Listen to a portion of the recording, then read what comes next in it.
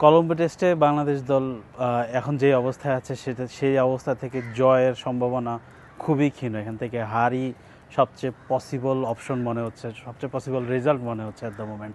তৃতীয় দিন শেষে বাংলাদেশ দল 96 রানে পিছিয়ে আছে, হাতে আছে 4 উইকেটের মধ্যে। লিটন দাস একমাত্র স্বীকৃত ব্যাটসম্যান, আর তার সঙ্গে হয়তো আজকে একেবারে যে সময় মেহেদী হাসান মিরাজ শেষ ব্যাটসম্যান হিসেবে আউট হয়েছে আজকে দিনে, এরপরেই দিনের খেলা শেষ ঘোষণা করা হয়েছে। কালকে হয়তো লিটনের সঙ্গে নাইমকে দেখা যাবে, এরপরে আমরা যা দেখি লোয়ার অর্ডার ব্যাটার যারা আছেন তাইজুল, এবাদত, নাহিদ রানা, এরকম একটা সিচুয়েশনে বলা যায় যে খুব বড় আশা করার মতো অবস্থায় বাংলাদেশ দল নেই।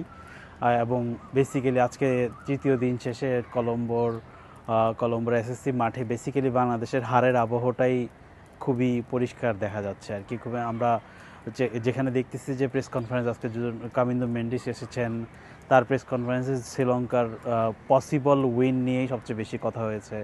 তারপর তাইজুল বাংলাদেশ দলের প্রতিনিধি নিয়ে এসেছেন, যিনি 5 উইকেট নিয়েছেন। সাকিব আল হাসানের সবচেয়ে বেশি 5 উইকেট নেওয়ার রেকর্ডের খুব কাছাকাছি পৌঁছে গেছেন, কিন্তু তার ব্যক্তিগত পারফরমেন্সটা, ইনক্রেডিবল যে পারফরমেন্সটা তিনি আজ দেখিয়েছেন বল হাতে, সেটা খুব একটা আলোচিত হচ্ছে না, বিকজ বাংলাদেশ বেসিক্যালি একটা হারের দিকে এগিয়ে যাচ্ছে। তো এটা এরকম ইন্ডিভিজুয়াল ব্রিলিয়েন্সের পরেও ব্যাটিং ব্যর্থতার কারণে আমরা বহুবারই দেখেছি বাংলাদেশ দলকে ভেঙে পড়তে।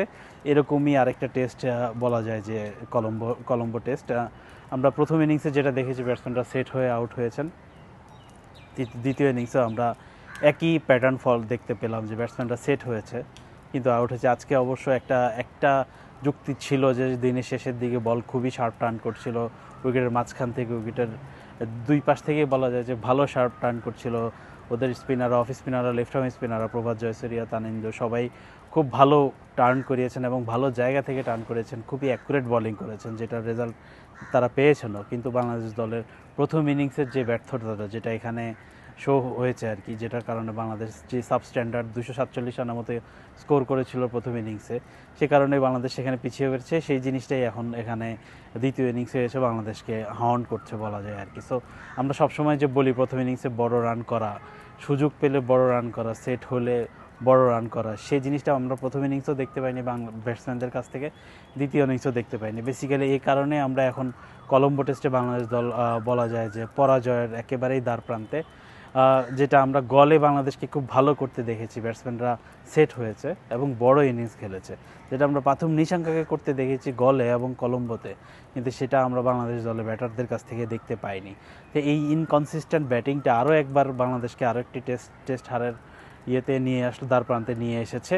এখান থেকে বেসিক্যালি অর্জনের যদি কিছু থাকে, সেটা হয়তো লোয়ার অর্ডারে লিটন দাসের কিছু রান, কিছু রেজিস্ট্যান্ট, যে জিনিসটা আমরা চতুর্থ দিন হয়তো আশা করব, যে সকালবেলা যদি একটু বাংলাদেশ লম্বা ব্যাটিং করতে পারে, কিছু ব্যক্তিগত গ্লোরি যদি অর্জিত হয় আর কি, লিটন দাস যদি 50-তে যেতে পারে, তাকে যদি কেউ সঙ্গ দেয় আর কি, তাতে যদি বাংলাদেশ আর কি ওই 58 বা 96 রানের যে ডেফিসিটটা আছে সেটা যদি কিছুটা কমিয়ে আনতে পারে, তাহলে হয়তো বাংলাদেশ ইনিংস হারানোর একটা সম্ভাবনা সৃষ্টি করবে।